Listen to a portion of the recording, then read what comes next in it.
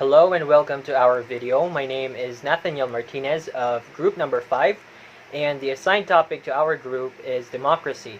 So before we head on with our topic, let us first talk about the etymology or the history of how the word democracy came into being. So the term democracy was coined in ancient Athens in Greece at around 507 to 508 BC. The word democracy combines two shorter words, namely demos, meaning whole citizen living within a particular city-state, and kratos, meaning power or rule. In short, the power to rule in democracy is vested on the citizens of a state or a particular country and not in any form of higher authority. So in short, democracy is a type of governance where it is up to the people, up to the citizens of the state to the way how they want their state to be run. They don't depend on higher official or higher authority to rule over them, because the power to rule, just like what I have said, is vested on the citizens. So done with the etymology of democracy, let us now head on to our discussion.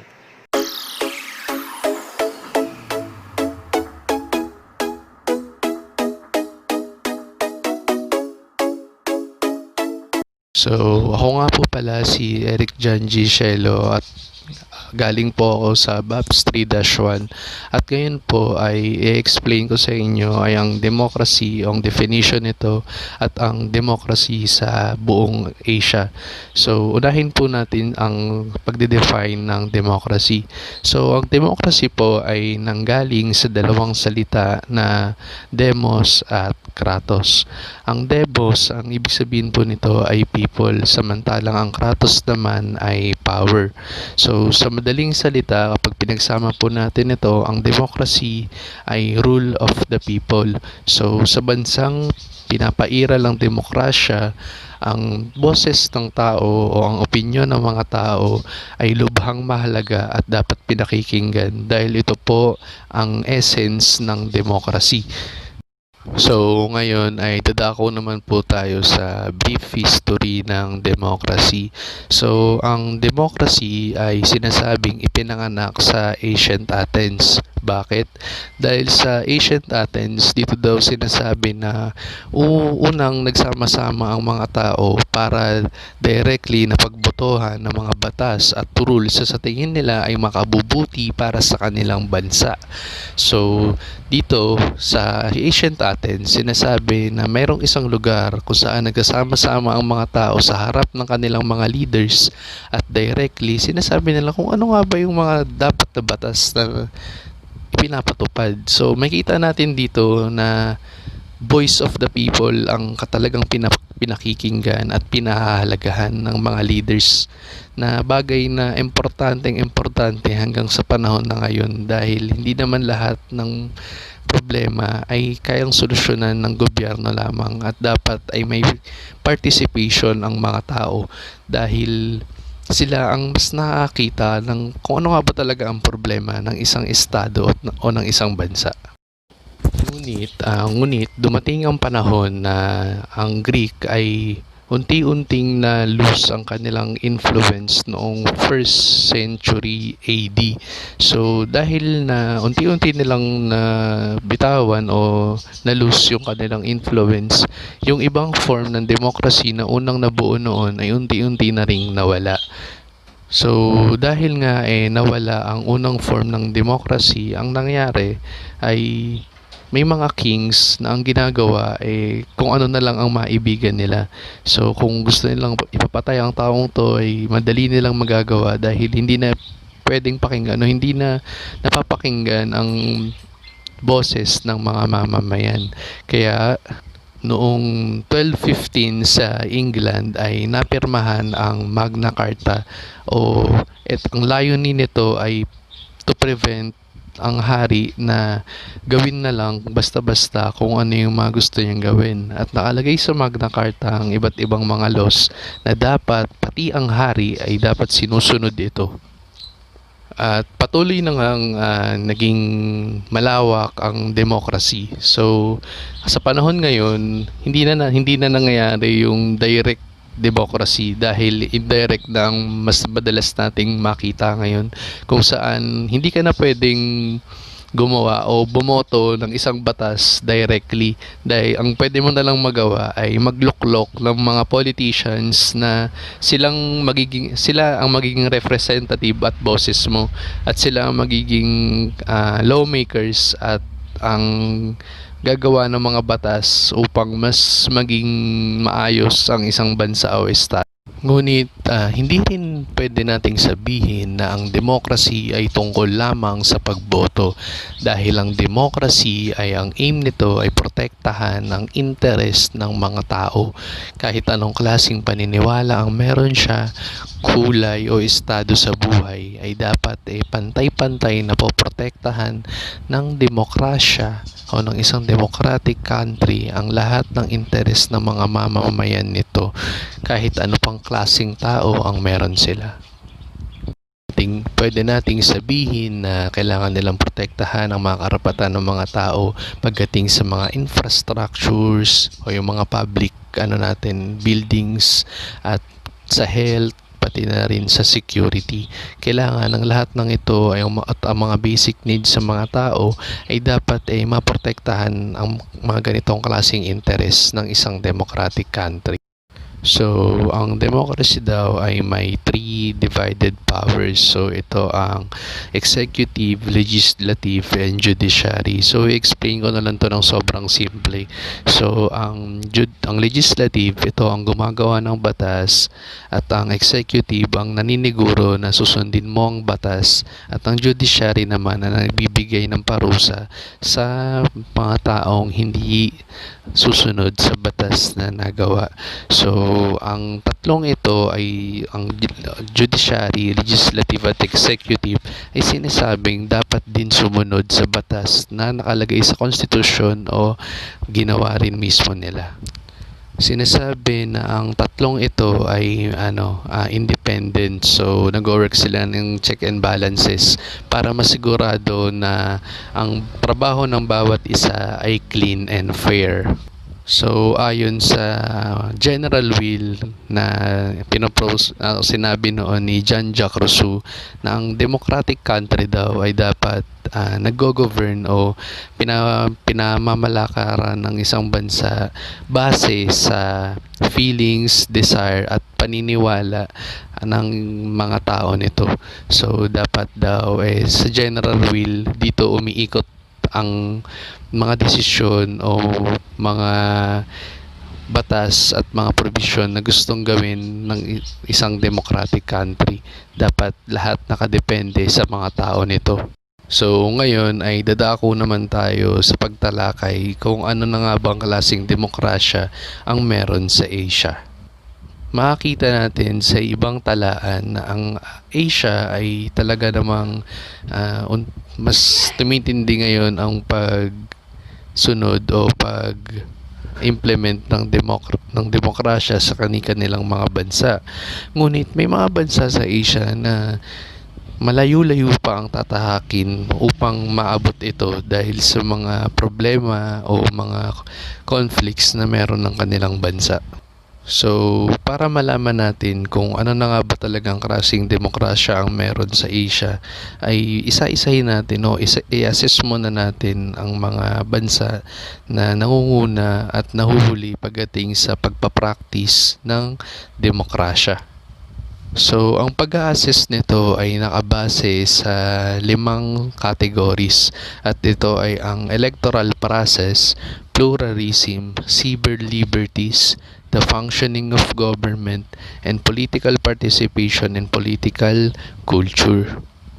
Kahit maraming Asian countries ang makikita nating pasok sa 166 list ng mga most democratic countries sa buong mundo, ay ni isa sa mga bansang ito ay masasabi nating talagang full democratic. So, uumpisahan natin sa bansang nanguna sa buong Asia na most democratic, ngunit pang 20 naman siya sa buong mundo bilang mga most democratic country.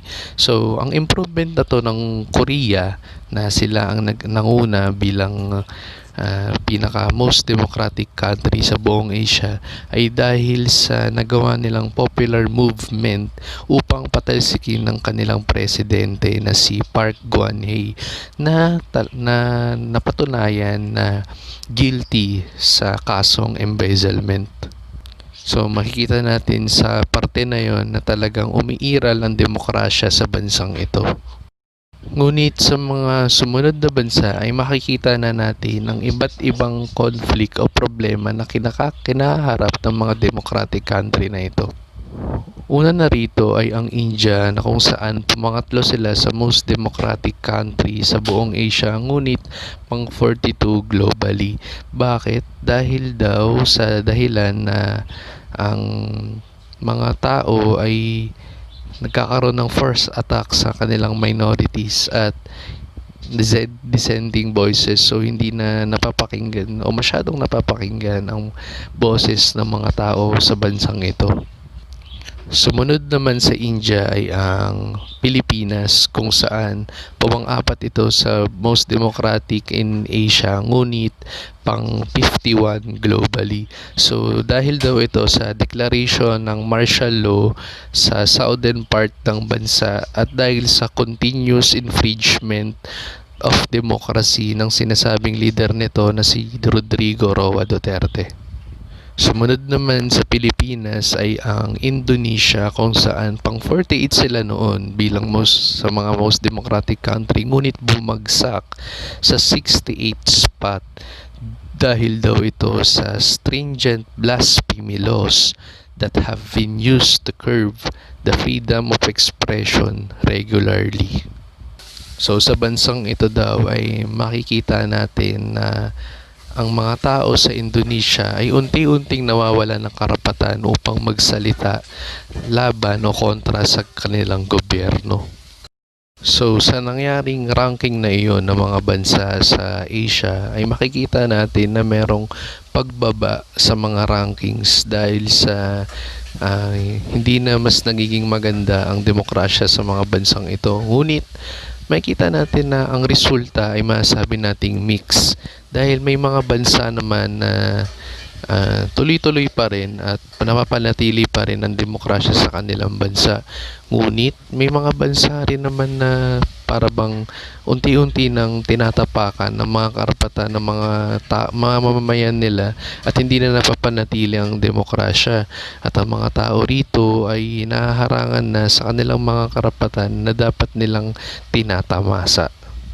Sa madaling salita, mas nakikita natin na ang ibang mga bansa sa Asia ay mas nagiging authoritarian at hindi na democratic.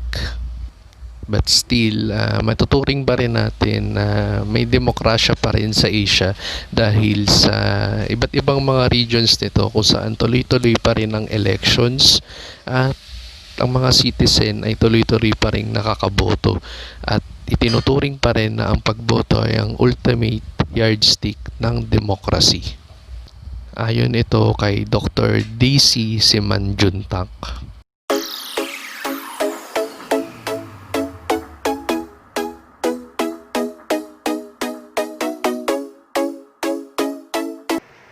Alright, so trivia.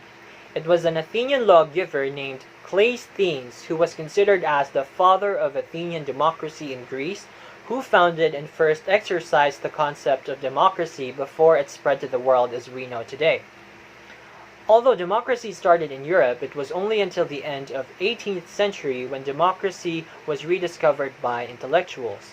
So you're probably wondering, if democracy was born in a specific city-state in Europe, then why did it took them so long for democracy to be widespread over the entire continent?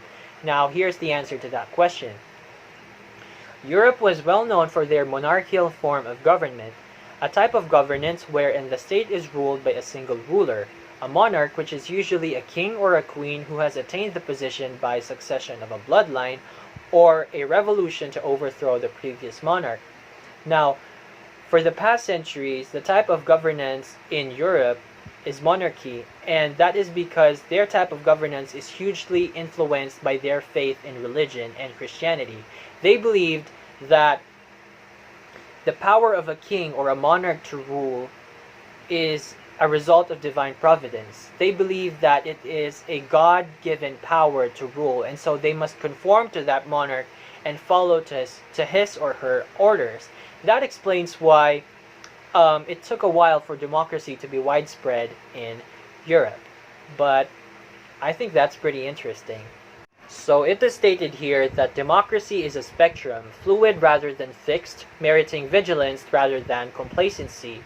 Now, democracy in Europe is fluid because democracy still varies depending on which country you're from or which country you're in. Just because country A is a democratic form of government doesn't mean that its type of democracy is the same with country B, who is also a democratic type of government. This is so because there are two main types of democracy. One is the indirect or representative democracy, which most European countries use these days, including the Philippines. Now, in indirect or representative democracy, the people have the power to rule, and yet they don't rule the state directly. They elect people who are more capable and more competent in running, making decisions, and thinking for the state. Meanwhile, in direct or pure democracy, I can give you one example of a country that still uses this. It's Switzerland. They use direct or pure democracy. It is less popular for a reason. This is so because in a pure or direct democracy, before a state could make a move or make a decision or address a problem, they still have to ask the decision or the opinion of the people. The local autonomy is still greater than the national autonomy in a direct or pure democracy. The people has to allow it first before a specific action is done. Now, done with the types, let us move on to the different levels of democracy in Europe.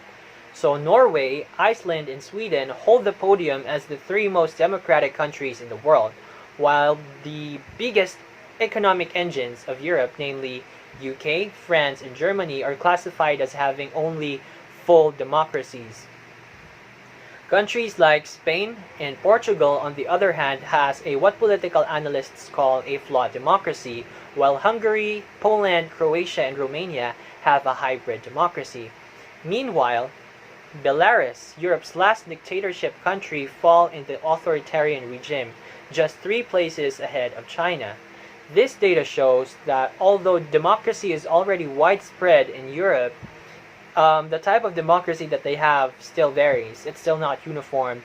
And I think that's pretty interesting because each country decides on how they will govern their state, and they don't rely on norms and trends to base their political ideologies from. They still follow their own identity, and they believe on characteristics of their leaders and their people to decide which type of democracy or type of governance suits them well. Alright, so let us now take a look on the presidential and parliamentary systems of European democracy.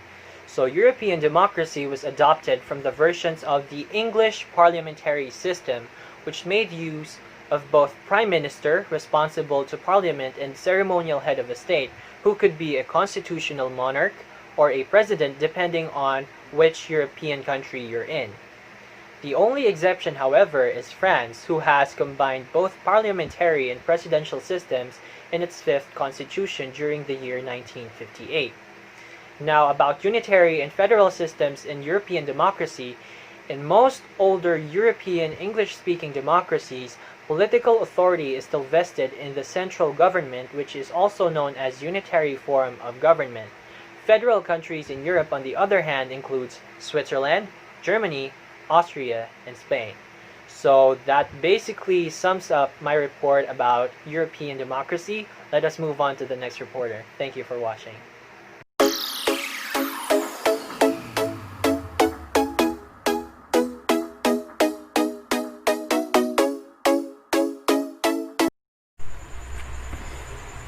Yung na-assign sa akong topic ay about democracy in America. Ano nga ba ang democracy in America? Ang democracy in America ay sinulat ni Alexis ito. ni Alexis de Tocqueville. Sinulat niya ito noong taong 1835 to 1840 at ito ang kinoconsider na most comprehensive and insightful books na nasulat about sa US. Tapos napansin ni Tocqueville na nabigo yung katutubong France upang magkaroon ng democratic government. Kaya naman nag-aaral siya ng stable at prosperous na democracy at para malaman kung ang pananaw nito kung paano nga ba ito gagana. Ang demokrasya ng Amerika ay bunga sa mga pag-aaral ni Alexis de Tocqueville. Mayroon dalawang evolution of democracy in America. Una dito ay ang utilization of resources in nature. Dito na predict na ang mga resources ay maaaring mag-lead patungo sa pag-angat ng corruption kung ang quality ng democratic institution ay relatively poor. Ang pangalawa naman ay the organization of civil affairs. Ibig sabihin na ito na na-adapt na ng government ang proseso ng industriya at pinagsama ito sa civil at ang resulta ay ang democracy in America. Mayroon ding 2 volumes of democracy in America. Ang una dito ay ang volume 1 na publish siya in 1835. Ito nakalagay dito na it is more optimistic of the two. It focuses mainly on the structure of the government and the institution that help maintain freedom in the United States. Pangalawa naman ay ang volume 2 na publish siya noong taong 1840. Ito naman nagpo-focus sa individuals and the effects that the democratic mentality has on the norms and thoughts that exist in society. Mayroong 5 features ang democracy in America. Una na dito ay love of equality. Dito, mas gusto ng mga Amerikano na pagkakapantay-pantay kahit higit pa ang pag-ibig nila sa individual or kalayaan. Pangalawa ay ang absence of tradition. Ang mga Amerikano ay naninirahan nang wala silang mga minanang institution or kahit tradition na tumutukoy sa kanilang relasyon sa isa't isa. Pangatlo ay individualism. Naniniwala ang Amerikano na no person is intrinsically better than another. Amerikano ay nagsik ng mga reason sa kanila at hindi sa ibang tao. Tapos, number 4, tyranny of the majority.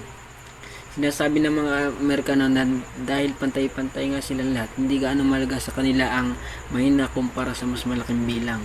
Tapos, last, importance of free association. Ang Amerikano ay masaya na sa kanilang buhay kung anong ginagawa nila para ma-improve yung common life nila. Natatempt lang sila na magbibigay na maglingkod sa iba dahil sa individual na katangian. Si Tocqueville ay nagkaroon ng predictions about sa Amerika. Ang una niyang prediction ay ang debate tungkol sa pagtatapos ng pagkaalipin na maaring makasira sa Estados Unidos, at ito nga ay nangyari nung Civil War. Pangalawa naman yung prediction ay United States at Russia ay magiging matalik na magkaaway, at nangyari rin ito during World War II. Maraming mga eksperto nagsasabi na halos lahat nga ng mga prediction ni Tocqueville ay tama. Kaya naman tama ang mga naging prediction nila about sa democracy ng Amerika.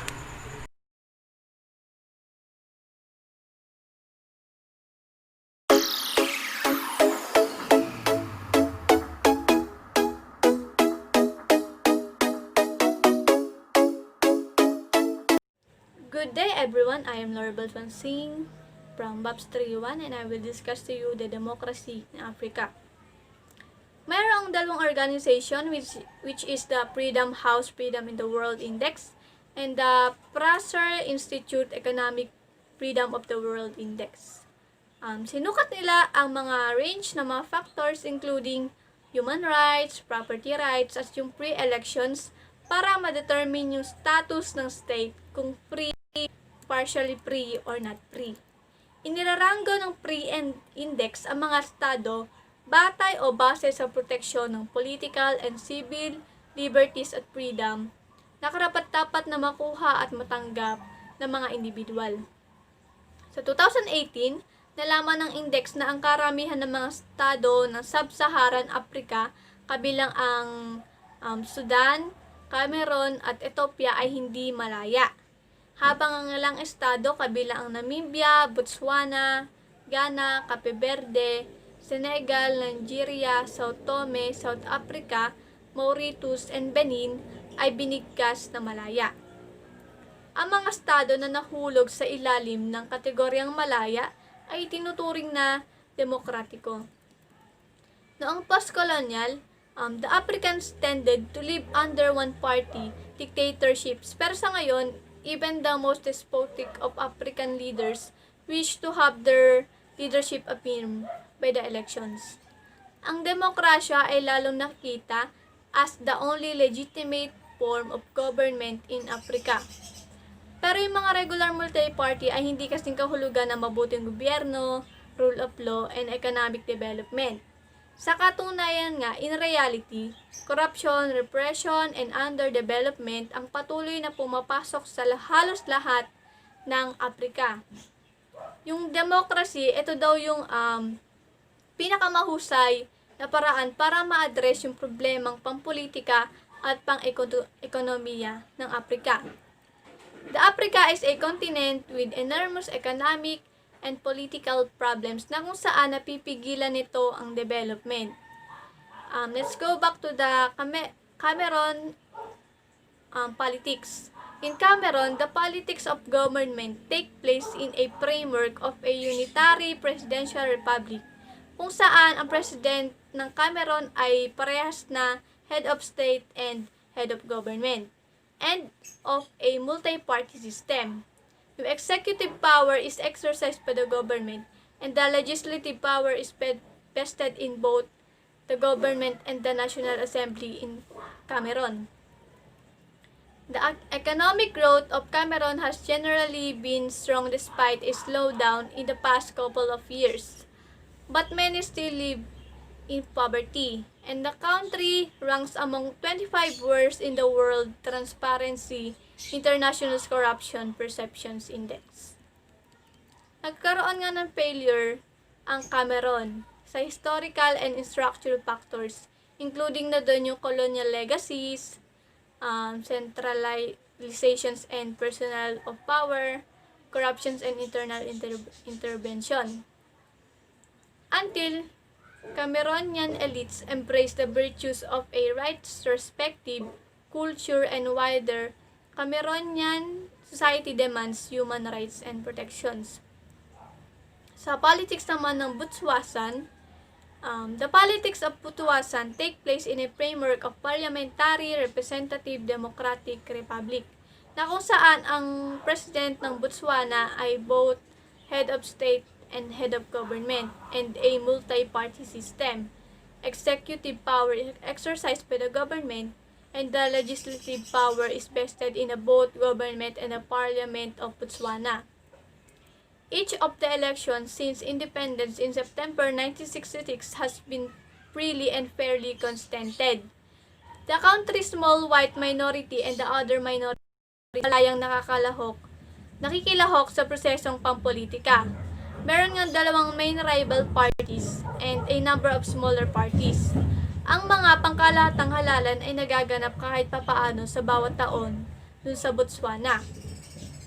Nag-succeed nga ang bansang Botswana base sa demokrasya na nagkaroon ng improvement in terms of socio-economic and political transformation.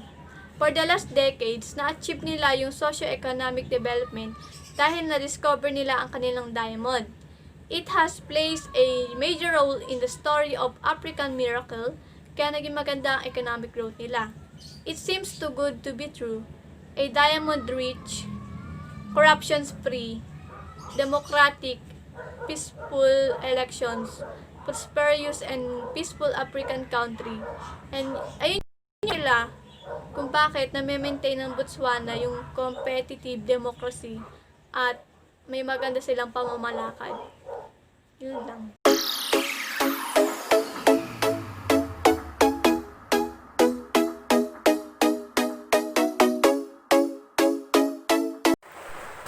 Good day everyone. So today I'm going to discuss the democracy in Oceania or in Pacific Island. Okay, so Oceania is also known as Pacific Island, which includes 14 countries. I'm going to give you example. Australia, New Zealand, Papua New Guinea, Samoa, Solomon Island, Tonga, Tuvalu, Vanuatu, Fiji, Kiribati, and those countries are part of Oceania. And geographically speaking, Hawaii is part of Oceania. So today, I'm going to mention two countries which has this democratic government. Okay, Australia and New Zealand. Australia and New Zealand are democracies that have shown significant changes and or economic progress in the last 30 years. So, according to Economic Freedom of 2017, categorizes Australia as one of the wealthiest Asia-Pacific countries or nation competitive in services, technology, and manufactured goods.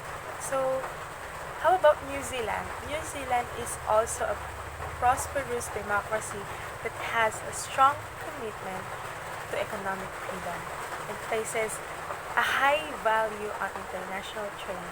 So for years, the two countries have reached agreements for economic integration to cut down barriers between nations. Okay, so let's talk about Hawaii. So Hawaii is dominated by the Democratic Party. As codified in the Constitution of Hawaii, there are three branches of the government, just like in the Philippines, okay? We have executive, legislative, and judicial, and in Hawaii, the governor is elected statewide. So, the lieutenant governor acts as the secretary of state. The governor and lieutenant governor oversee 20 agencies and departments from offices in the state capital. So that's how Democratic Party works in Hawaii. Just a short trivia again, guys. Geographically speaking, Hawaii is considered to be located in Oceania, and the continent of Oceania consists of 4 regions: Australasia, Micronesia, Polynesia, and Melanesia. So, Polynesia consists of a number of sovereign states and thousands of inhabited islands. So today, guys, I am going to discuss the 6 variables that affects and which explains the crisis and persistence of democracy in this region. So first one is culture. So when we talk about culture, ang democracy nila doon ay more likely about European liberal tradition. So, kasi set aside yung tradisyon nila sa politika bilang isang Pacific region, bilang isang Pacific island. So, na-adapt nila ay yung klase ng demokrasya na meron ang Europea. And good thing about it naman, so of persistence about it naman, is that they become more stratified Pacific society in the country. And having this tradition of men speaking in villages is famously democratic alike in Greek city. So, 'di ba? Ganun yung klase ng pamumuno nila na nakakatulong talaga para sa kanila na mag-grow just like in Australia and New Zealand.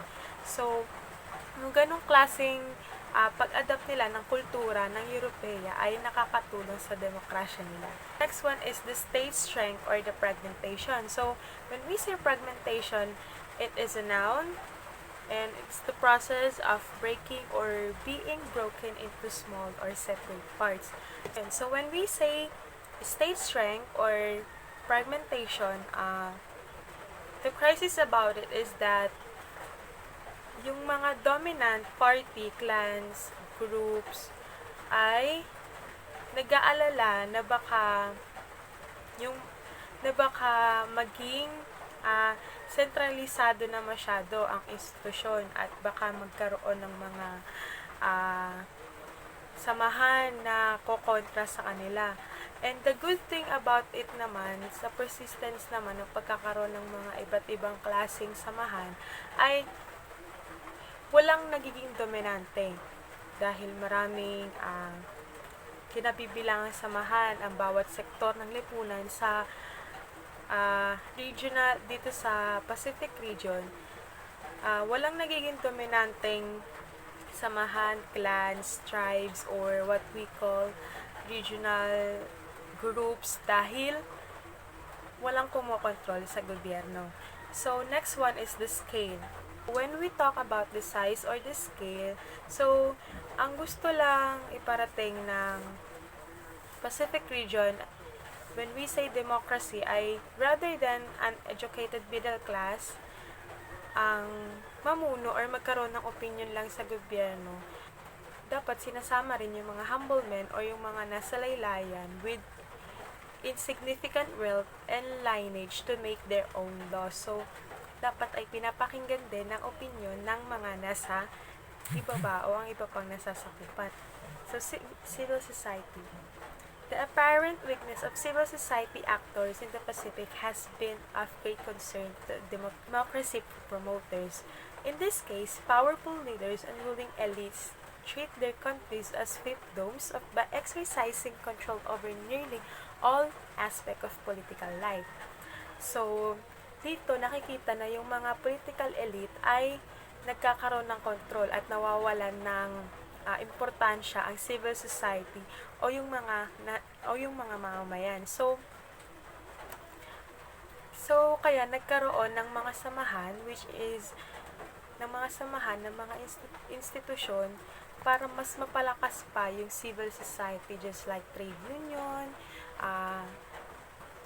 church organization, non-government institution. Sila yung mga nagiging strong,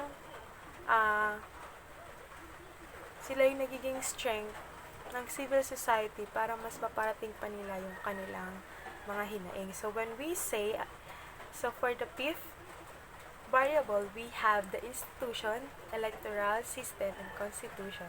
So, as outlined earlier, the view of this democratic crisis primarily sees the problem in terms of ill-considered institutional transfer and design, particularly the persistent instability of partyless system. Last one in the sixth variable. So, we have the international intervention and foreign aid. So, when we say foreign intervention, ito yung or foreign aid, ito yung paghingi natin ng tulong sa ibang bansa para tayo ay bigyan ng kaukulang pangangailangan sa mga bagay-bagay. And ayun ay talaga nga namang nangyayari na mula pa nung colonial period sa Pacific Island at hindi na maaalis sa kanila yun. And that's one of the reason bakit maganda ang democracy sa Pacific region. Kasi dito ay nabibigyan sila ng pagkakataong tumulong at tulungan sila. So, ayun po ang sixth variable. We have the culture, state strength or the fragmentation, size, civil society, institution, electoral system and constitution, international intervention, and foreign aid. Just to sum up everything, we've discussed the etymology of democracy, the definition of democracy, the democracy in Asia, Europe, Africa, America, and Oceania. So, that's all. Thank you so much. Bye!